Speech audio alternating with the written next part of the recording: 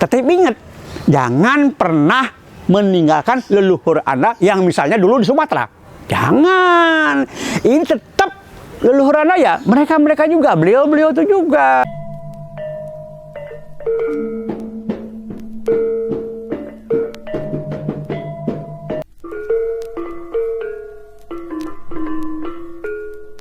Om Swastiastu. Kali ini kita akan bicara sedikit tentang permasalahan yang sering kali timbul di kalangan para sudiwan-sudiwati. Khususnya para sudiwan loh ya. Ini yang jadi masalah kan kadang-kadang sudiwan yang pria. Ini yang sering jadi masalah. Kenapa? Menjadi sebuah pertanyaan. Loh, nanti kalau dia, orang ini, pria ini menjadi penganut Dharma, bagaimana dengan kawitannya? Dia kan menjadi penganut Dharma dalam proses, ada melalui proses sudiwadani. Kawitannya bagaimana? Nah, ini yang pertama. Lalu, kalau orang ini kemudian, katakanlah, menikah, kawin dengan seorang wanita asal Bali, agamanya Hindu, dan mereka berdua sudah memutuskan untuk tinggal sebagai warga di Bali. Nah, lalu ada keinginan dari pihak pria, wah, saya ingin supaya seperti orang Bali, punya sanggah merajan. Nah, kemudian adalah masalah lain yang dimunculkan oleh orang lain sebetulnya, yaitu masalah kawitan. Loh, kamu bagaimana ini? Kamu kan bukan orang Bali. Kamu kan melalui proses sudiwadani menjadi umat Hindu. Bagaimana dengan kawitanmu? Saya coba memberikan gambaran sekarang. Kawitan itu seperti apa? Kalau di Bali seperti apa? Kalau di Jawa seperti apa? Kalau di Bali memang kawitan itu mengikuti garis lurus. Terutama misalnya kalau di Bali bicara tentang purusa, pihak laki-laki, walaupun sebetulnya purusa artinya bukan laki-laki. Purusa itu menurut teori Samkhya artinya kesadaran. Perdana juga menurut Pak Wiyana, Pak Ketua Wiyana, bahwa perdana itu bukan perempuan. Perdana itu materi. Nah, menurut teori Samkhya, pertemuan antara purusa dengan perdana inilah akan menghasilkan ciptaan. Kalau ingin tahu laki-laki itu apa, itu istilahnya wiraj. Wiraj. Nah, kalau perempuan, Hiranyagarbha. Nah, ini dia. Ya. Nah, kembali kepada kawitan. Di Bali, mengikuti garis lurus. Nah, walaupun juga saya lihat ada itu yang tidak mengikuti garis ayahnya, tapi mengikuti garis ibunya. Nah, itu urusan mereka lah. Saya nggak ikut campur itu. Nah, kemudian Jawa bagaimana? Di Jawa, selain ada garis lurus, ada yang namanya kawitan desa.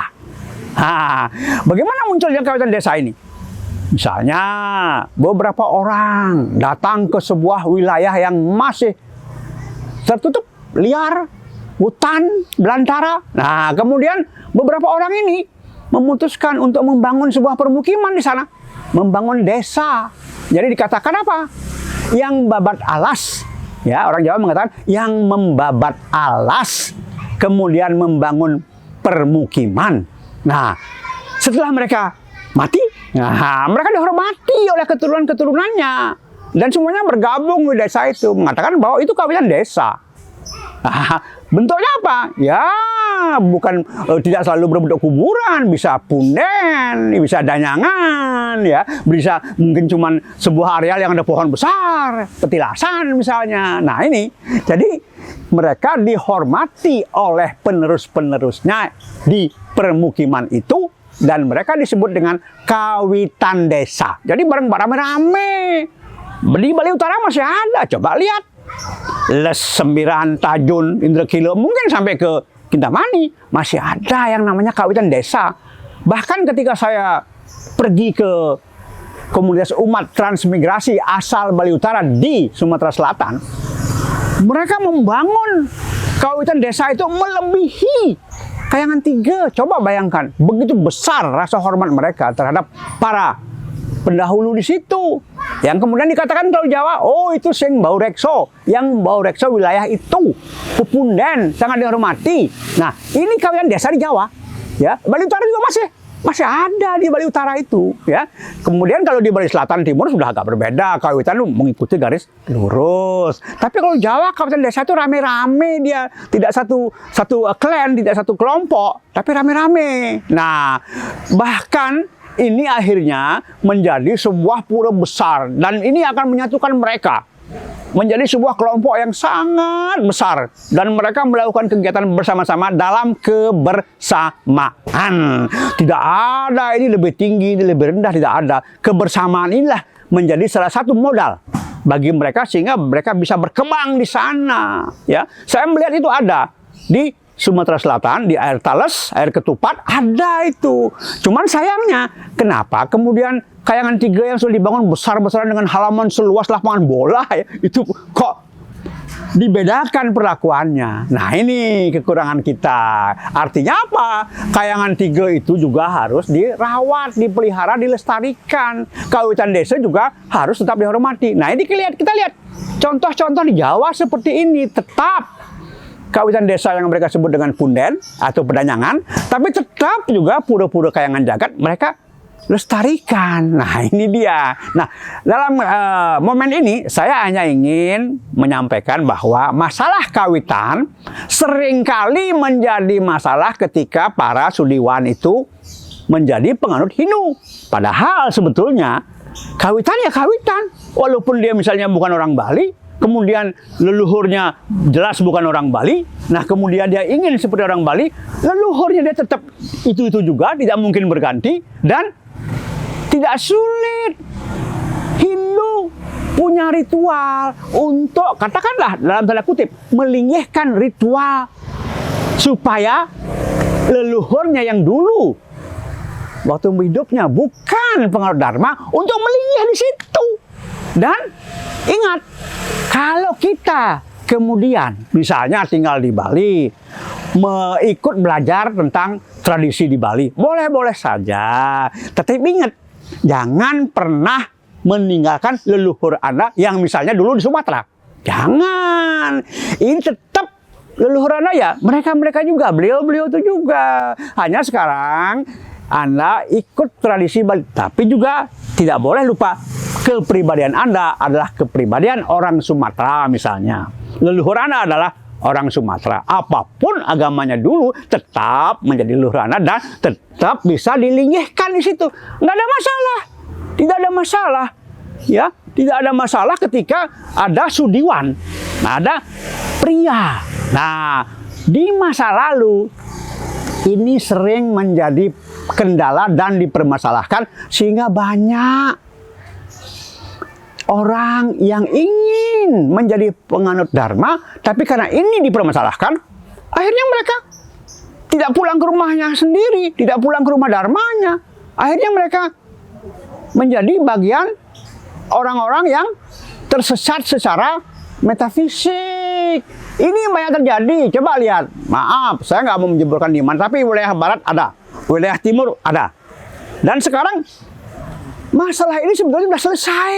Kenapa? Hindu punya ritual untuk melinggihkan ya leluhur mereka apapun agamanya waktu masih hidup. Nggak ada masalah. Jadi jangan kemudian kita juga yang sejak lahir beragama Hindu mempermasalahkan. Kamu kalau jadi orang Hindu, laki-laki kamu. Ya, kalau perempuan kan dianggap sudahlah kan gitu. Padahal juga sama aja. Perempuan juga nggak boleh berganti leluhur, nggak boleh mengganti pribadian. Tinggal di Bali, belajar adat Bali, silahkan. Tetapi ingat, harus ada sesuatu yang dikenal oleh leluhur Anda yang sudah swargi, ada dalam setiap kegiatan keagamaan Hindu. Misalnya, wah leluhur saya dari Jawa Barat. Setiap kita melakukan upacara di Bali dengan model Bali, semuanya Bali, jangan lupa menyisipkan sesuatu yang berasal dari Jawa Barat yang dikenal oleh leluhur Anda. Apa manfaatnya? Ya, jelas manfaatnya leluhur Anda yang dari Jawa Barat pun akan hadir dan mendukung apa yang Anda lakukan dan mendukung keberadaan Anda sebagai penganut Dharma. Ini keuntungannya, ya. Kemudian Anda punya leluhur dari Bali Timur misalnya. Ketika Anda menyajikan sesuatu yang dikenal oleh leluhur itu, maka beliau juga akan hadir. Nyaman kita terlepas dari akar budaya kita. Kemanapun kita pergi, dimanapun kita belajar sesuatu yang baru, maka budaya kita tetap akan lestari. Inilah sebetulnya Hindu yang diharapkan oleh semua manusia yang ada di bumi. Ya, saya kira cukup jelas ya apa yang saya maksud dengan kawitan ini, leluhur itu, bagaimana menjadi penganut Dharma walaupun pria, tidak usah repot-repot, ya. Baik, terima kasih atas perhatiannya. Om Santi Santi Santi Om.